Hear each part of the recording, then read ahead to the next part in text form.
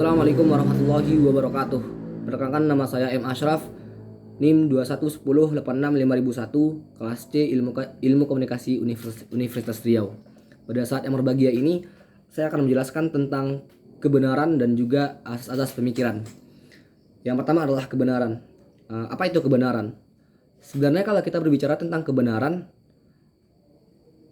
mungkin kata yang sudah tak asing lagi di telinga kita. Kita juga mungkin sering menggunakan kata kebenaran ini dalam berkomunikasi di masyarakat.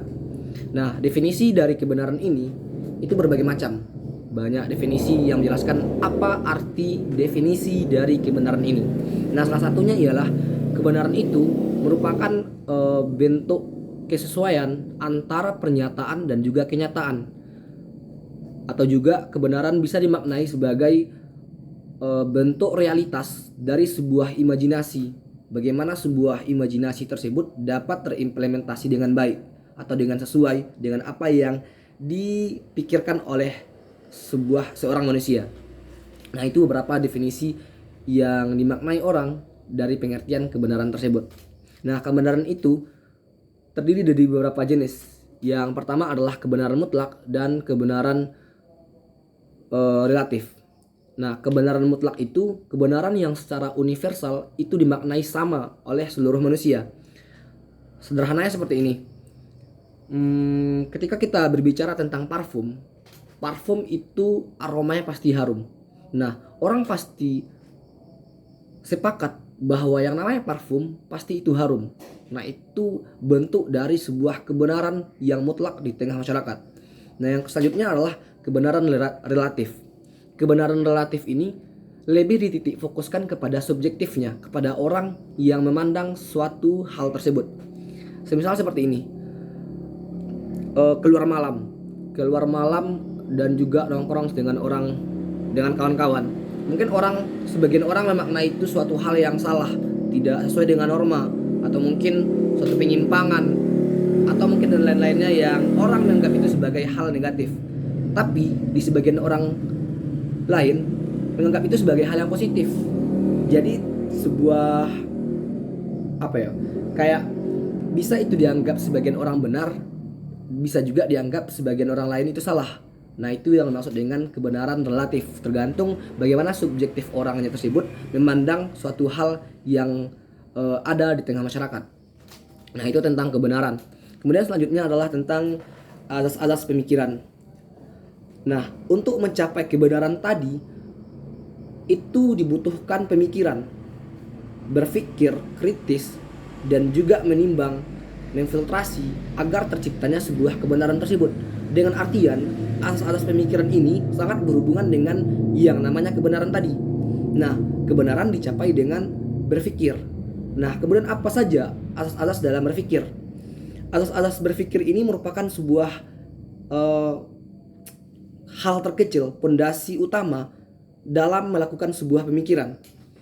Karena ketika kita tidak melakukan asas-asas ini dengan baik, maka akan sulit, akan rumit terjadinya sebuah pemikiran yang sempurna. Dan tentu ketika pemikiran tidak sempurna dan kebenaran akan rumit juga digapai atau mungkin diciptakan. Selanjutnya adalah tentang asas-asas pemikiran. Asas-asas pemikiran ini terbagi menjadi dua. Yang pertama adalah ada primer dan juga ada sekunder. Nah, primer ini didefinisikan atau mungkin dibagi pula menjadi beberapa bagian. Yang pertama adalah identitas, kontradiksi, dan juga penyisiran orang ketiga dan alasan yang mumpuni. Identitas ini sederhananya seperti ini. A adalah A. Ketika suatu konsep atau mungkin suatu penjelasan yang membahas tentang A, maka otomatis yang diutarakan di situ adalah A juga gitu, sesuai dengan apa yang mesti atau apa yang ingin diutarakan dalam suatu perihal tersebut. Kemudian adalah kontradiksi. Kontradiksi ini kontradiksi, ketidaksesuaian antara beberapa argumentasi dalam suatu konsep. Contohnya A adalah B, namun di sisi lain A tidak sama dengan B. Artinya terjadi sebuah kontradiksi, sebuah ketidaksesuaian antara pernyataan satu dan pernyataan kedua. Hal ini tentu sangat tidak baik terjadi dalam suatu konsep, karena akan menciptakan sebuah keambiguan dalam memaknai sebuah perihal. Kemudian penyisian orang ketiga. Ketika suatu konsep tersebut menjelaskan bahwa ini adalah ini, namun di satu konsep mengatakan bahwa ini bukanlah ini. Kurang lebih mirip dengan poin yang kedua tadi, namun di prinsip yang ketiga ini dia menjelaskan bahwa ketika terjadi sebuah kontradiksi, maka otomatis salah satunya akan ada yang salah dan salah satunya akan ada yang benar. Maka di situ harus dipikirkan kembali, dikritisi kembali mana yang benar dan mana yang salah. Kemudian yang terakhir adalah tentang alasan yang menjelaskan. Dia lebih membahas tentang apa alasan, apa landasan terjadinya sebuah konsep tersebut, bagaimana itu digunakan dan apa alasan terjadinya dibuatnya sebuah perihal itu. Yang kedua selanjutnya adalah selanjutnya adalah kita bahas tentang primer, sekunder maksudnya. Sekunder ini terbagi dua pula, tergantung isinya, kemudian juga sudut luasnya. Isinya adalah tentang kesesuaian dan ketidaksesuaian. Kesesuaian ini itu seperti A sama dengan B dan juga B sama dengan C, otomatis A sama dengan C gitu. Sama bisa kita definisikan pernyataan satu untuk pernyataan-pernyataan selanjutnya. Yang selanjutnya adalah tentang ketidaksesuaian. Ketidaksesuaian adalah ketika A sama dengan B dan B sama dengan C, tidak bisa kita maknai bahwa A sama dengan C. Itu hal yang berbeda atau ketidaksesuaian. Selanjutnya adalah tentang sudut luasnya. Sudut luasnya ini atau dikatakan ada yang dikatakan seluruhnya dan juga ada yang tidak dikatakan sama sekali.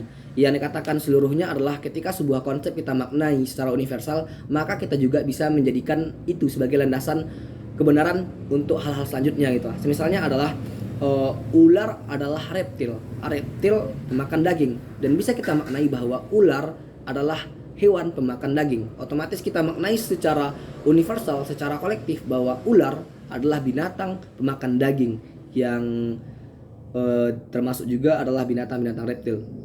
Kemudian yang terakhir adalah tidak dikatakan seluruhnya. Ketika ular itu tidak pemakan daging, otomatis ular juga dimaknai sebagai bukan binatang reptil. Untuk definisi-definisi selanjutnya yang berkaitan dengan itu, kita bisa paham bahwa ular bukan binatang reptil. Kurang lebih seperti itu. Mungkin itu saja dari saya. Terima kasih atas perhatiannya. Jika misalnya ada kata-kata yang tidak sesuai pada tempatnya, saya mohon maaf. Terima kasih. Wassalamualaikum warahmatullahi wabarakatuh.